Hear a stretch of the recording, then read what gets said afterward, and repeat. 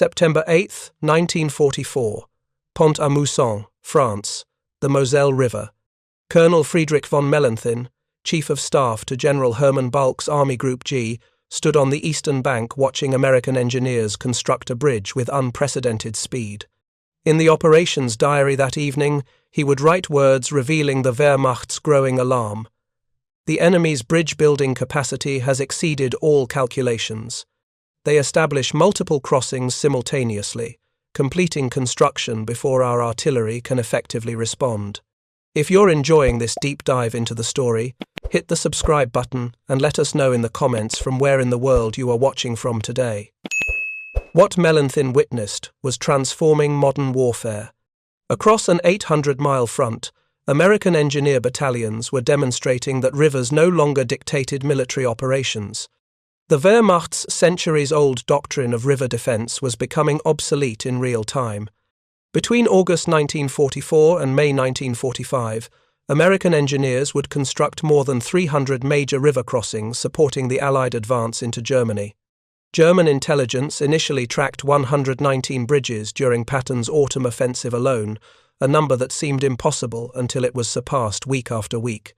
General Hermann Balck, one of Germany's most decorated panzer commanders who had earned the Knight's Cross with oak leaves, swords, and diamonds on the Eastern Front, commanded Army Group G defending southern France. A tactical genius who had destroyed entire Soviet tank armies at the Chir River, Balck found himself confronting something beyond his experience. In a post-war interview, he admitted we had prepared defensive positions along the Moselle for weeks. Traditional military science said the river would hold the Americans for at least 2 weeks. They crossed it in 2 days. If you're enjoying this deep dive into the story, hit the subscribe button and let us know in the comments from where in the world you are watching from today. The revolution had begun months earlier in Normandy, where American commanders learned that in mechanized warfare, maintaining momentum was paramount. General George S. Patton, commanding the newly activated Third Army, understood this principle completely. But Patton grasped something deeper. Momentum without logistics was meaningless, and in Europe's river-laced terrain, logistics meant bridges. On July 31, 1944, the day before Third Army became operational, Patton assembled his engineer commanders near Avranches. Present were Colonel Garrison Davidson, Third Army engineer, and Lieutenant Colonel George Walker of the 1139th Engineer Combat Group. Patton's directive was characteristically direct. The Germans will destroy every bridge between here and Berlin. Your job is simple. Replace those bridges so fast the enemy won't know where to shoot. Make geography irrelevant. The American engineering advantage had deep roots. Since 1942, the United States Army had revolutionized combat engineering training. At Fort Belvoir's engineer school, entire battalions practiced rapid bridge construction under every conceivable condition. They assembled bridges blindfolded, in freezing water, under simulated artillery fire. Technical Sergeant Robert Shelato of the 249th Engineer Battalion recalled, "We trained 7 days a week, often at night. A good squad could have panels connected in the dark by touch alone. When we got to combat, it was almost automatic." The material advantage was equally decisive. American industry had mass-produced bridging equipment on an unprecedented scale. The Bailey Bridge, a British design manufactured under license in America, revolutionized military bridging. Consisting of 10-foot steel panels weighing 600 pounds each, it could be assembled by hand without first cranes. By war's end, American factories had produced enough Bailey Bridge components to span the English Channel 50 times over. The M2 Treadway Bridge represented American innovation. Consisting of pneumatic floats supporting steel decking, it could be assembled directly from trucks. The 991st Engineer Treadway Bridge Company could construct a 540-foot bridge capable of supporting 40-ton Sherman tanks in under 4 hours. Captain Hans Müller, a Wehrmacht pioneer officer captured in December 1944, provided crucial intelligence. Our best engineer battalion, with all equipment available and no enemy interference, required 48 to 72 hours to build a heavy bridge. The Americans did it in 4 hours under our artillery fire. We were not fighting the same war. The Seine crossing in late August 1944 provided the first major demonstration. The German 7th Army had destroyed every bridge along a 60-mile front. General der Waffen-SS Paul Hauser calculated the Americans would need at least 10 days to force a crossing. Instead, the 1139th Engineer Combat Group threw 5 bridges across the Seine in 72 hours. At Meulan, engineers of the 537th Light Pontoon Company constructed a footbridge under direct German machine gun fire, completing it even after an 88mm shell destroyed a 50-foot section mid-construction. Private Lawrence Jefferson, who earned a Bronze Star during the operation, described the intensity. German shells landed in the water around us. When they blew out a section, we just rebuilt it. We had to keep working or infantry would die trying to cross by boat. The sophistication extended beyond speed.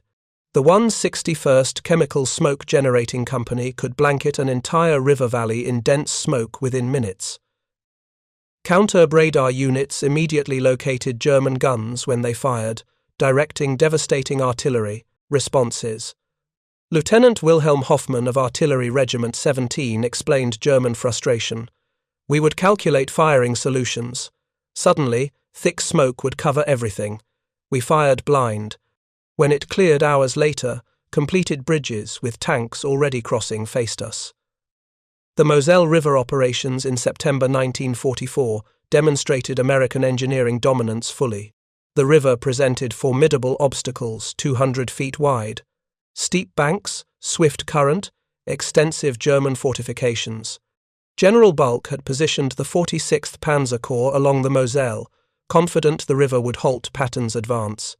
In a staff conference September 5th, he declared the Americans are excellent soldiers, but they are not superhuman. The Moselle will stop them as rivers have stopped armies throughout history. What followed shattered German assumptions. On September 7th, lead elements of the 80th Infantry Division reached Pont-à-Mousson. Within hours, the 135th Engineer Combat Battalion had assault boats crossing. By midnight, footbridges spanned the river. By dawn, September 8th, heavy pontoon bridges carried tanks across. Major Klaus Steinberg, operations officer of the 3rd Panzer Grenadier Division, watched from concealed positions. It was like watching a precisely choreographed industrial operation. What would take us 3 days took them 3 hours. Field Marshal German von Rundstedt reported to Hitler September 10th. The enemy possesses a bridge-building capacity that negates our defensive planning. They cross water obstacles faster than we can shift reserves. Technology amplified American advantages. D7 bulldozers cleared demolished bridge debris in 2 hours. Truck-mounted air compressors inflated bridge floats in minutes. Every piece of equipment was standardized, interchangeable, designed for maximum speed. Master Sergeant Earl Hall of Company B, 1303rd Engineer General Service Regiment, explained everything was about time. Time was lives. We developed systems for everything: numbered parts, color-coded tools, laminated instruction cards. A new replacement could contribute effectively within hours. The human cost was severe. Engineers worked completely exposed. During the Moselle crossings alone, engineer units suffered 15% casualties. At the Saar River in December, the 994th Engineer Treadway Company lost 18 men in 1 hour, but continued construction without pause. Lieutenant Colonel Kenneth Fields, commanding the 135th Engineer Combat Battalion, wounded by shrapnel during bridge construction near Metz, refused evacuation for 6 hours until completion. His words became legendary. "The infantry needs this bridge tonight, not tomorrow. We finish what we start." German combat engineers developed profound respect for American counterparts. Major Friedrich Schulze of Pioneer Battalion 305 told interrogators, "We thought Americans were soft, but your engineers stood in freezing water for hours and worked through artillery barrages that would send infantry running. They had unlimited equipment, yes, but also unlimited determination."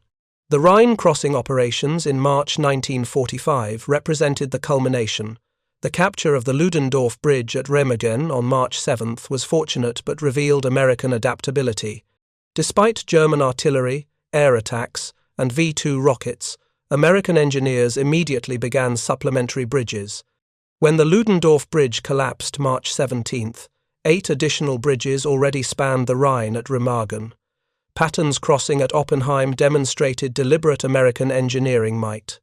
On the night of March 22nd, without preliminary bombardment, the 5th Infantry Division crossed the Rhine.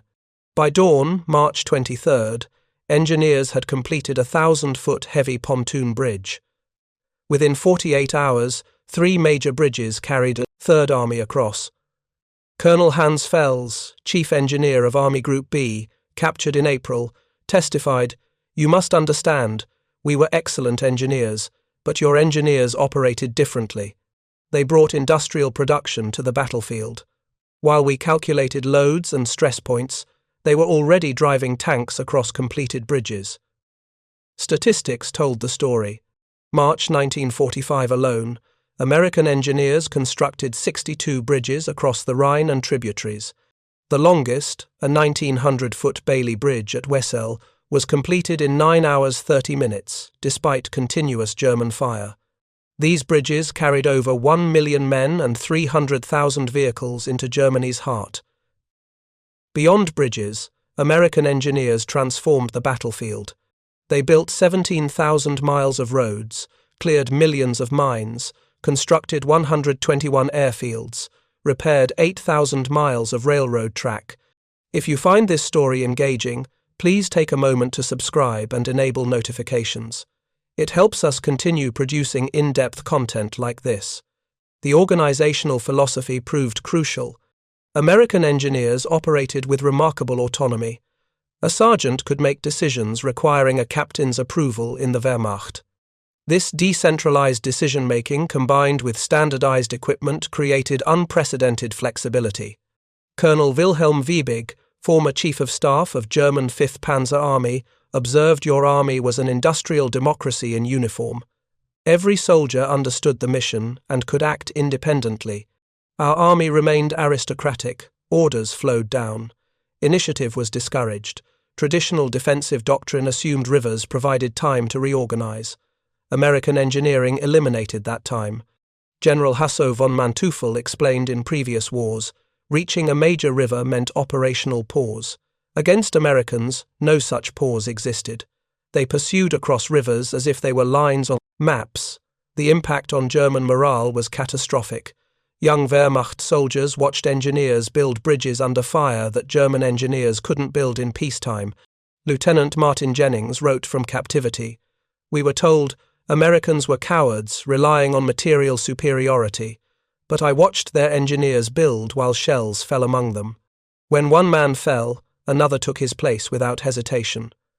German civilians witnessed bridges appearing overnight. Anna Richter, a schoolteacher in Worms, recorded in her diary March 24th, "American vehicles crossing a bridge that wasn't there yesterday. All day they cross. My father, who fought in the Great War, watched silently, then said Germany has challenged a giant." If you find this story engaging, please take a moment to subscribe and enable notifications. It helps us continue producing in-depth content like this. The initial 119 bridges, tracked by German intelligence in autumn 1944, represented just the beginning. By war's end, over 300 major bridges had been constructed. American engineers had fundamentally changed warfare's nature. In his final report before suicide, Field Marshal Wilhelm Keitel wrote, "The enemy's technical superiority, especially in engineer capabilities, has made traditional defensive warfare impossible. Our defeat was inevitable from the moment this became clear." Post-war analysis confirmed this assessment. The United States Strategic Bombing Survey concluded that while air power and armor received attention, combat engineers were possibly the most decisive arm in defeating Germany. General Franz Halder wrote the American engineer represented something new, the marriage of industrial production and combat capability. Every bridge they built brought Detroit and Pittsburgh one river closer to Berlin. For American engineers, their achievement remained lifelong pride. Staff Sergeant James Patterson of the 249th Engineers said at a 1995 reunion, "We weren't heroes. Heroes charge machine guns. We just built bridges." but every bridge meant American boys got home sooner. The legacy transcended individual memories. NATO doctrine incorporated lessons from American engineering operations. The Bundeswehr emphasized combat engineering to a degree unimaginable in the Wehrmacht. Colonel Hans Speidel, who became a NATO commander, wrote, "The Americans taught us that in modern war, the side maintaining momentum wins. Momentum requires mobility, and mobility requires engineers." The story reverberates as testament to American industrial democracy's triumph. Those 119 bridges, German generals never expected, became symbols of fundamental truth in industrial age warfare. Production capacity and organizational flexibility trumped traditional military virtues. Young Americans, farm boys from Iowa, factory workers from Detroit, college students from California, had taken American industrial might and applied it directly to warfare's sharp end. They didn't just win a war, they revolutionized how wars would be fought. German generals who dismissed American engineers as construction workers witnessed those engineers reshape Europe's terrain to suit operational needs. Rivers that had stopped armies since Roman times became brief delays measured in hours. The story is really about American democracy at war, meritocratic, decentralized, flexible, innovative, backed by unlimited industrial power. German generals couldn't conceive it. Their hierarchical military tradition had no framework for understanding an army where a sergeant with a bulldozer and bridge panels could reshape the battlefield. Each bridge carried the message that American productive capacity was limitless, determination unbreakable. The engineers built more than bridges. They built the pathway to a new era where industrial might and human ingenuity trumped terrain and tradition. The German generals who never expected engineers to throw up 119 bridges, while Patton's tanks thundered forward, learned warfare's new arithmetic too late. The combat engineer had become as essential to victory as any warrior who ever took the field. They faced not just an army, but an entire system that literally built its way to victory, one bridge at a time. Thank you for watching. For more detailed historical breakdowns, check out the other videos on your screen now, and don't forget to subscribe.